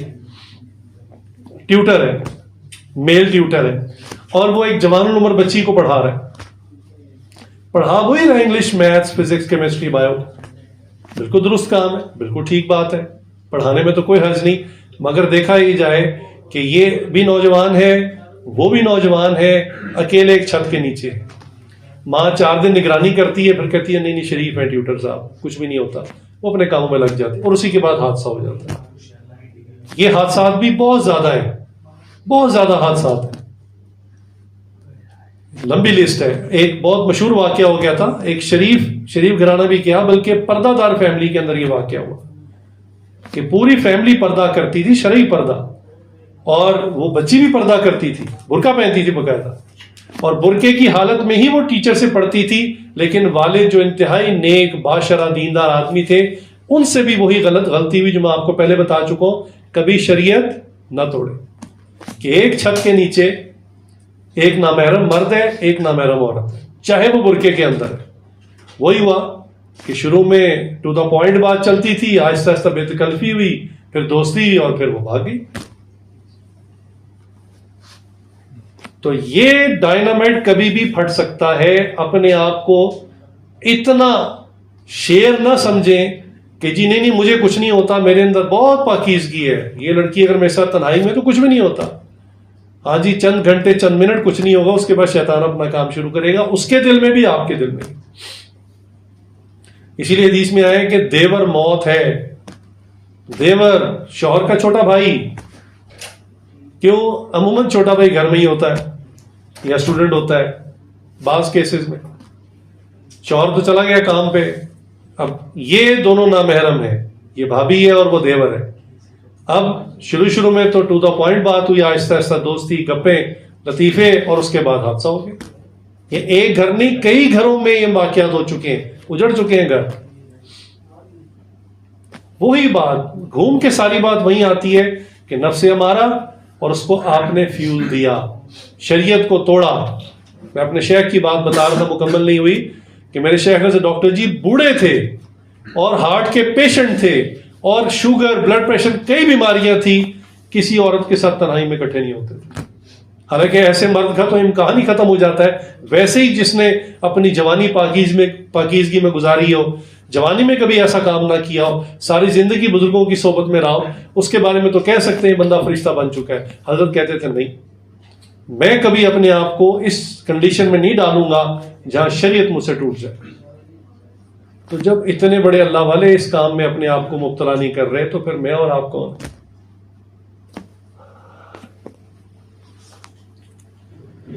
ایک نوجوان میرے پاس آیا اور کچھ اپنے احوال بتانے لگا, لیکن جو اصل بات تھی وہ نہیں بتا رہا, جہاں اس کا کنڈا پھنسا ہوا تھا. اور اللہ کی طرف سے ہوتا ہے, انسان تو یعنی انتہائی کمزور ہے. اللہ تعالیٰ ہمارا فضلہ روک دیں, وہ نکالنے کی طاقت نہیں رکھتے. لیکن من جانب اللہ دل میں بات آ رہی تھی کہ اس کا معاملہ نا نامحرم عورتوں کے ساتھ گپ شپ کا. اب وہ تو نہیں بتا رہا تھا, ابھی تو آیا تھا ملنے, بات چیت ہوتی رہی. تو میں نے پوچھا آپ کیا کام کرتے ہیں؟ اس نے کہا جی ایک اسکول میں پڑھاتا ہوں. بس اس نے اتنی بات کی. میں نے کہا اسکول میں فیمیل ٹیچرز بھی ہیں؟ کہنے لگے ہاں جی ہیں. میں نے کہا جب پیریڈ آف ہوتا ہے تو وہ جو ٹیچرس روم ہوتا ہے وہاں پہ اکٹھے ہو کے پھر خواتین کے ساتھ گپ شپ بھی خوب چلتی ہے. کہتا ہاں جی. حافظ قرآن تھا. تو میں نے کہا آپ جب آئے تھے نا آپ کے اوپر کچھ اثرات محسوس ہو رہے تھے اور میں سوچ رہا تھا کہ کہاں اس کا معاملہ ہوا. میں نے کہا آپ چونکہ میرے پاس آئے ہی مشورہ لینے کہ دل بے چین ہے اور زندگی عجیب سی گزر رہی ہے, زندگی میں برکت نہیں ہے, تو میں نے کہا میں آپ کو بتاؤں کہ اگر آپ میری بات مانیں آپ یہ جاب فوراً چھوڑ دیں.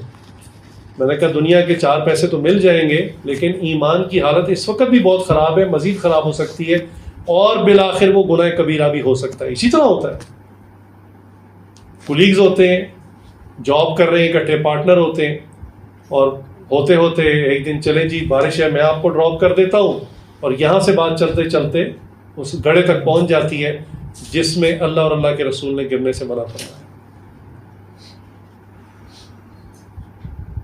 میں نے کہا نا یہ جتنے واقعات آپ ان کو ٹریس بیک کریں گے نا تو یہ سارے شریف گھرانوں کے لوگ ہیں, یہ کوئی سیریل کلر یا سیریل ریپسٹ نہیں ہے.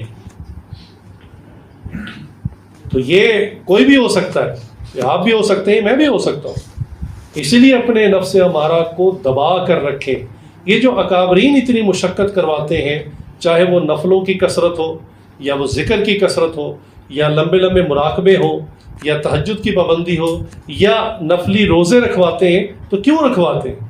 اس کا مقصد ہوتا ہے تم نفس کو کچلو, نفس کی بات نہیں ماننی, اس پر بوجھ ڈالنا ہے. اس کا فائدہ کیا ہوتا ہے کہ آپ کو پھر نفس پر کنٹرول کرنا آ جاتا ہے. نفس آپ کو آئیڈیا دیتا ہے, آپ کہتے ہیں نو, نفس کو پتا ہے اس نے نہیں ماننا, اب اس نے نو کہہ دیا, اب یہ کھڑا ہو گیا, اب یہ جم گیا اپنی بات, اب نہیں ہلتا. لہذا جو ہے وہ بالکل جو ہے اپنے نفس کو دبا کر رکھیں اچھی طرح, تاکہ یہ بالکل سر اٹھانے کے قابل نہ ہو. یہ جو اس سے پہلے جو ہمارے اکابرین گزرے ہیں, آج سے سمجھے 100 سال پہلے, تو وہ تو مریدین سے بہت مجاہدے کرواتے تھے. ایک دو ہمارے حضرت جی نے اجتماع کے بعد آخر میں کچھ مجالس تھی, فرمایا کہ وہ اکابرین جو مجاہدے کرواتے تھے اگر میں آپ کو سنانا شروع کروں تو آپ سب کہیں گے حضرت صاحب السلام علیکم آپ اٹھیں گے اور نکل جائیں گے. باتیں تھے وہ اتنا مجاہدہ کرواتے تھے, اور اس کی وجہ سے یہ تھی کہ نفس کو کچلیں, آرام طلبی, سستی, غفلت, جس کی وجہ سے نماز نہیں پڑھی جاتی, فرمایا یہ دور ہو. ایک نوجوان کی صحت ٹھیک ہے, نہ اس کو شوگر ہے, نہ بلڈ پریشر ہے, نہ ہارٹ کا پرابلم ہے, بہترین صحت ہے, ساری رات اس نے نیند پوری کر لی ہے, سو گیا, اب فجر میں کیوں نہیں اٹھا جاتا؟ 4 الارم 8 الارم لگا لیے, کیا ریزن ہے؟ کس نے پکڑ؟ بھائی ایک بندہ مریض ہے فالج کا, وہ کہتا نہیں اٹھا جاتا, سمجھ میں آتی. ایک بندہ کہتا ہے جی میری ٹانگوں میں کوئی مسئلہ ہے اور میرے مسلز میں کوئی پرابلم ہے, کریمپس پڑے ہوئے, نہیں اٹھا جاتا, سمجھ میں آتا. ایک نوجوان 100% فٹ ہے میڈیکلی, اگر اس کے ٹیسٹ کروائے 100/100 ہے ٹیسٹ, کیا وجہ, کیوں نہیں فجر میں اٹھا جاتا؟ طبیعت میں سستی اور غفلت غالب. وہی نفس ہمارا, آپ جہاں بھی دیکھیں گے برائی میں وہ نفس ہمارا ہی سامنے آئے گا. سو جاؤ, نیند میں لذت ہے نماز کی, اللہ بڑا غفور رحیم ہے جی, معاف کرنے والا, سبحان اللہ. 50 نمازیں معاف کر کے 5 کر دی, اتنا ہی غفور رحیم ہے تو 5 بھی معاف کر دیتا. 5 کیوں فرض رہنے دی جی؟ گرمی ہے جی, شدید گرمی لگتی ہے, مجھے تو عادت ہے ٹھنڈا برف والا پانی, میں تو روزہ نہیں رکھ رہا. روزے کیوں نہیں رکھ رہے جی؟ اللہ غفور رحیم ہے جی. بھائی اللہ غفور رحیم ہے تو اللہ نے اپنے پیارے آقا صلی اللہ علیہ وسلم, جن کو واقعی اللہ تعالیٰ عبادت معاف کر دیتے, کوئی مسئلہ نہیں تھا تو اللہ تعالیٰ کر دیتے. حضور صلی اللہ علیہ وسلم کے بارے میں بخاری کی حدیث ہے, مسلم وغیرہ کی صحیح حدیث کے اندر آتا ہے, آخری وقت ہے, یعنی آخری چند دن کے مہمان رہ گئے دنیا میں, اور نماز کا وقت ہوتا ہے, حضور چلنے کے قابل نہیں ہیں. ذمہ داری سے بات کر رہا ہوں بھائی, ایسے بندے کو تو ویسے ہی رعایت مل جاتی ہے کہ آپ بیڈ پہ ہی نماز پڑھ لیں, چلے پڑھنی بیڈ پہ پڑھ لیں, آپ پیشنٹ ہیں, آپ کے پاؤں نہیں نیچے لگتے. حدیث کے اندر الفاظ ہیں کہ نماز کے وقت میں رسول اللہ صلی اللہ علیہ وسلم 2 صحابہ کے کندھوں کے سہارے مسجد میں تشریف لاتے تھے, اور پیر مبارک نیچے گھسٹ رہے, نہیں پیروں پہ چل کے نہیں آتے تھے, گھسٹ رہے ہوتے تھے پیر. اس حالت میں لا کر ان کو صف میں بٹھایا جاتا تھا اور حضور جماعت کے ساتھ نماز پڑھتے. اب بتائیں کون سا بندہ رہ گیا جس کے پاس کوئی عذر ہے, کوئی ایکسکیوز ہے؟ اکثر نوجوان رابطہ کرتے ہیں, حضرت صاحب اٹھا نہیں جاتا, بڑی کوشش کرتے, نیت بھی ہوتی, 5 الارم لگائے نہیں آنکھ کھلتی. تو نفس کو جب اتنا موٹا کر لیں گے نا پھر کہاں کھلنی ہے. اس کی بات ماننے کی اتنی عادت ہو گئی ہے. اب کھانے پینے کی بات کر لیں, اور لاہوریے وہ بھی خاص طور سے, بس جو نئی دکان کھلی ہے کھانے, یا ٹرائی تو کریں, چیک ضرور کرنا ہے. یہ بھی نہیں دیکھنا کہ یہ انٹرنیشنل فوڈ چین ہے, ان کا برگر پیزا حلال بھی ہے کہ نہیں, یہ چیز کون سا استعمال کر رہے ہیں, یہ آئل کون سا استعمال کر رہے ہیں, یہ چکن کہاں سے لے رہے ہیں. نہیں چھوڑو یار, انٹرنیشنل برانڈ ہے, بہت اچھا ہے, بہت اچھا ہے. دیکھیں کسی چیز کا ہائیجینکلی کلین ہونا یہ الگ ہے, اور اس کا شرعی اعتبار سے حلال ہونا الگ ہے. اس کی میں مثال یہ دیا کرتا ہوں کہ ایک شخص پروفیشنل کچن میں, پروفیشنل کچن کہتے ہیں اسٹینلیس اسٹیل کا ہوتا ہے, بڑا خوبصورت صاف ستھرا, نہ کوئی گند ہوتا ہے نہ مکھی ہوتی ہے, کچھ بھی نہیں ہوتا. پروفیشنل کچن میں ایک شخص خوبصورت اسٹینلیس اسٹیل کے برتن میں, ہاتھوں میں گلوز پہنا ہوا ہے, سر پہ وہ شیف والی کیپ پہنی ہوئی ہے, اور وہ آگے اس نے وہ گاؤن بھی پہنا ہوا ہے, ہاتھ بھی اس کے دھلے ہوئے ہیں, اسٹیرلائزڈ ہیں, اور وہ اتنے خوبصورت پیارے برتن میں خنزیر پکا رہا ہے. اب یہ ہائیجینکلی کلین ہے لیکن حلال نہیں ہے. انٹرنیشنل فوڈ چینز کا یہی معاملہ ہے. آپ ان کا جا کے کچن دیکھیں, آپ کو گند نظر نہیں آئے گا, بہت صفائی کا خیال رکھتے ہیں, لیکن چکن کہاں سے لے رہے ہیں جی, ان کا پیٹی فروزن کہاں سے آ رہا ہے, باہر سے تو نہیں آ رہا. میں نے میکڈونلڈ کی بات بتائی تھی, اور میری بات کسی چھوٹے موٹے بندے سے نہیں, ان کے کنٹری مینیجر سے ہوئی. اس نے کہا دنیا میکڈونلڈ کی 4 فیکٹریز ہیں, وہیں سے مال آتا ہے. تو نفس امارہ کو عادت پڑ گئی لذت کی, چسکے کی, اور آپ نے اس کو اپنا ہاتھ پکڑا دیا کہ چل بھائی جہاں جانا ہے تو میرا رہبر, میں تیرے پیچھے. ادھر بھی وہ مارنا ہے, ادھر بھی وہ مارنا ہے, حرام کھا رہے ہیں ہر جگہ سے. کبھی سوچا ہی نہیں اس طرف. امپورٹڈ چاکلیٹس کھاتے. آج کل مائیں بڑے فخر سے دعوتوں میں بیٹھ کے بتاتی میرے بیٹے کو تو لوکل سیریلیک ہضم ہی نہیں ہوتا, وہ جو کینیڈا سے آتا ہے نا, میں تو وہ کھلاتی ہوں. یعنی اس کو بھی کوئی اپنی عمارت دکھانے کا موقع ہاتھ سے جانے نہیں دیا. تو بھئی آپ ہو سکتا ہے حرام کھلا رہی ہیں اس کو, دیکھیں تو صحیح اس کے انگریڈینٹس کیا ہے. Imported chocolate, imported ice cream اب آ رہی ہے, امپورٹڈ آئس کریم کھلا رہے ہیں. تو اگر تو ہم نے نفس امارہ سے دوستی کر لی اور اس کے ساتھ شیک ہینڈ کیا, تو میرا دوست ہے, جہاں لے کے جائے گا میں تیرے پیچھے پیچھے, تو لذت کے چکر میں وہ آپ کو جہنم کے گڑھے میں پہنچا کے چھوڑے گا. آیت میں نے آپ کے سامنے پڑھ دی ہے, نفس امارہ کا کام ہی ہمیشہ برائی کی طرف لے کے جانا. اس لیے اللہ نہ کرے اتنے پیارے شریف نوجوان, اتنے پڑھے لکھے اچھے نیک خاندانوں سے مائیں پیچھے مصلے پر بیٹھ کے دعائیں کر رہی ہوتی ہیں, اور بچہ ایسا گناہ کبیرہ کر لیتا ہے کہ پھر کسی اور کی جان بھی جاتی ہے, اس کی جان بھی جاتی ہے. اب یہ اسی واقعے میں جس کی طرف میں نے اشارہ کیا, بچی کو اس نے پہلے کچھ بہلا پھسلا کے کہ اوپر آ جاؤ اسٹور میں کوئی چیز دوں گا, جس طرح بچے معصوم ہوتے, پہلے اس کو ادھر لے گیا, زبردستی کی کوشش کی. الحمدللہ رپورٹ ہے کہ زبردستی نہیں کر سکا, لیکن بچی نے رزسٹ کیا, چیخیں ماری, شور مچایا, اس نے اس کو باتھ روم میں بند کر دیا. اب میں نے کہا نا عقل ختم ہو گئی. حالانکہ اسی موقع پہ وہ بچی کو چھوڑ دیتا اور خود بھی دکان سے بھاگ جاتا. لیکن اب واقعہ ہوا تو نہیں نہ تھا. تو ابھی بھی اگر اس کی عقل کام کرتی, بچی کو چھوڑ دیتا, لیکن اس نے سوچا کہ یہ تو شور مچائے گی اور یہ تو مجھے پکڑوا دے گی.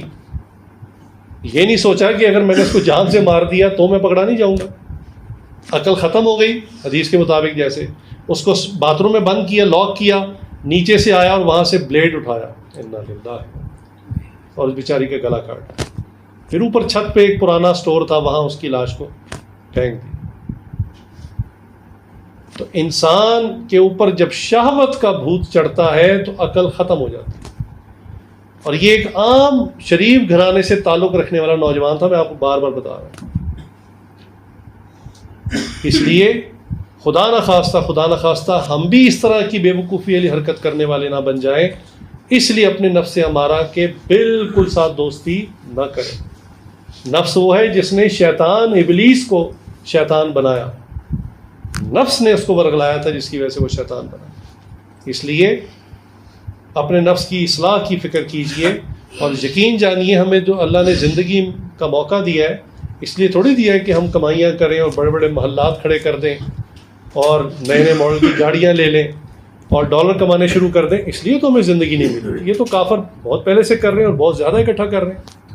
ہاں، آپ آج دوڑنا شروع کریں گے، 100 سال کی عمر کو بھی ہو جائیں تو ان کافروں تک نہیں پہنچ سکتے آپ۔ تو پھر کیا مقصد ہے ہمیں پیدا کرنے کا؟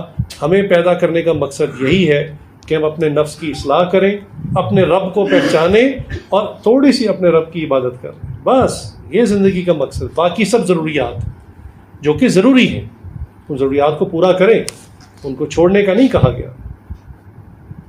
آپ دیکھیں کہ پیارے آقا صلی اللہ علیہ وسلم غار حرا میں عبادت کے لیے جاتے تھے، اللہ کی عبادت کرنے، خالص دین کا معاملہ، خالص آخرت کا معاملہ، مگر یہ دنیا دار اسباب ہے، حضور اپنا کھانا ساتھ لے کے جاتے تھے۔ اور یہ بخاری مسلم کے اندر ہے کہ جب وہ توشہ ختم ہو جاتا تھا پھر حضور واپس تشریف لاتے تھے اور کچھ دن گھر میں قیام کر کے پھر دوبارہ کھانا لے کے سامان لے کے چلے جاتے تھے۔ تو پتہ چلا کہ جو دنیا کی ضرورتیں ہیں وہ بھی ضروری ہیں، اس سے منع کسی نے نہیں کیا، لیکن مقصد زندگی یہ نہ ہو۔ مقصد اللہ کو راضی کرنا، اللہ کا ذکر کرنا، محبت اور عشق والی نمازیں پڑھنا، اور اپنے نفس کی طرف ہمیشہ شک کی نظر سے دیکھنا۔ ہوتا ہے نا بعض کا کبھی آپ کے گھر میں دعوت ہو، ایک بندہ ایسا آیا ہوتا ہے، اس کی باڈی لینگویج سے آپ کو لگتا ہے بندہ ٹھیک نہیں ہے، گڑبڑ ہے، تو آپ سارے مجمع میں مہمانوں کو چھوڑ کے نا اسی کو دیکھ رہے ہوتے کہ یہ بندہ گڑبڑ ہے، کوئی کام خراب کرے گا۔ تو اسی طرح اپنے نفس کو ہمیشہ دیکھتے رہیں کہ کہیں یہ کوئی گڑبڑ نہ کر دے، کام خراب نہ کر دے، ہمیشہ اس پر کڑی نظر رکھیں، اور ہمیشہ وہ شریعت کو توڑنے کا حکم دے گا، آپ نے شریعت کو ٹوٹنے نہیں دینا۔ انشاءاللہ شریعت نہیں ٹوٹے گی تو نقصان بھی نہیں ہوگا۔ اللہ تعالیٰ ہم سب کی حفاظت فرمائے، نفس امارہ سے ہم سب کو محفوظ فرمائے، اللہ تعالیٰ ہم سب کو نفس مطمئنہ عطا فرمائے۔ وآخر دعوانا الحمدللہ رب العالمین۔